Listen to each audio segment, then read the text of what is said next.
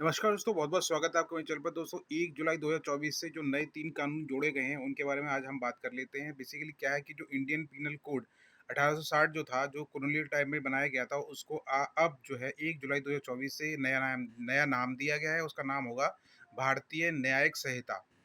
भारतीय न्यायिक संहिता जो है वो क्रिमिनल लॉज़, क्रिमिनल केसेस और आपका सिविल केसेस के बेस पर बनाया गया था। और क्रिमिनल लॉज़ जो थे पूरे इंडिया में सबके लिए कानून बराबर था। लेकिन सिविल लॉज़ जो थे वो ये कहता था कि जैसे कि फॉर एग्ज़ाम्पल शादी का जो लॉ होता है, हिंदू मैरिज एक्ट और आपका मुस्लिम मैरिज एक्ट और आपका क्रिश्चियन एंड पारसीज़ मैरिज एक्ट जो होते हैं वो डिफरेंट अपने-अपने कानून को फ़ॉलो करते हैं।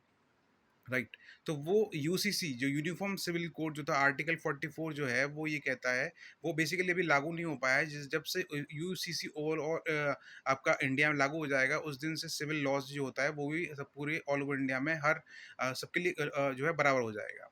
अभी क्या है, यूसीसी जो है यूनिफॉर्म सिविल कोड जो है वो सिर्फ दो स्टेट्स जैसे गोवा एंड आपका उत्तराखंड में ही लागू हुआ है, अभी तक और किसी स्टेट में लागू नहीं किया गया है।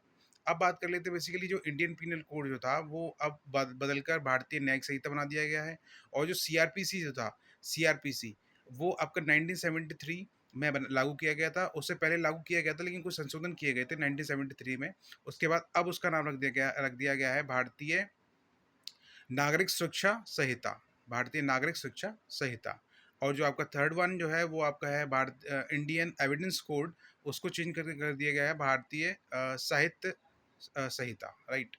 तो अब बात कर लेते हैं, जो पहला वाला जो था आईपीसी जो भारतीय न्यायिक संहिता बना दिया गया है, उसमें बेसिकली क्या है कि सेक्शन 69 ये कहता है कि अगर कोई भी लड़का किसी भी लड़की के साथ गर्लफ्रेंड या बॉयफ्रेंड के रिलेशनशिप में आते हैं, उसके बाद वो उससे शादी करने का जो है प्रस्ताव रखता है, और शादी करने के प्रस्ताव रखकर जो है उसके साथ फिजिकल रिलेशनशिप अगर वो बनाता है और आगे चलकर अपने इस बात को वो मुकर जाता है, उससे फिजिकल रिलेशनशिप बनाने के बाद अगर वो अपनी इस बात से मुकर जाता है, तो आईपीसी जो अब भारतीय न्यायिक संहिता बन गया है, वो ये सेक्शन 69 ये कहता है कि उस लड़के को अब 10 साल की सज़ा होगी।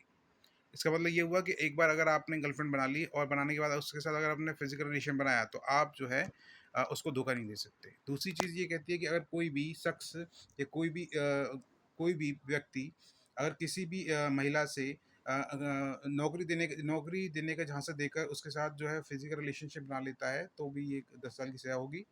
और अगर लिव इन रिलेशनशिप में लोग रहते हैं और लिव इन रिलेशनशिप में रहने के बाद अगर वो उनके विचार बाद में नहीं मिल पाते हैं, लेकिन उससे पहले लड़का अगर उसको अपनी बातों में लेकर उसके साथ शादी करने का जो है बात बोलकर उसके साथ फिजिकल रिलेशनशिप अगर बनाता है और उसके बाद अगर वो मुकर जाता है, तो यहाँ पर भी ये लॉ लागू होता है कि 10 साल की सज़ा उसको होगी।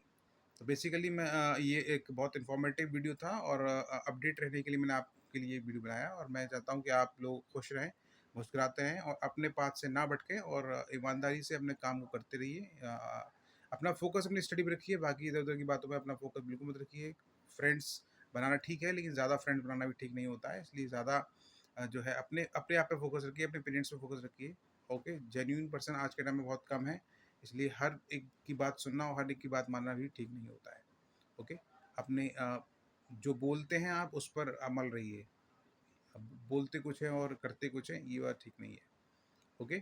तो मेरा कहने का मतलब ये है कि हमेशा खुश रहिए, मुस्कुराते रहिए, अपना काम अच्छे से करते रहिए, पढ़ाई अच्छे से करते रहिए, और जय हिंद जय भारत। धन्यवाद।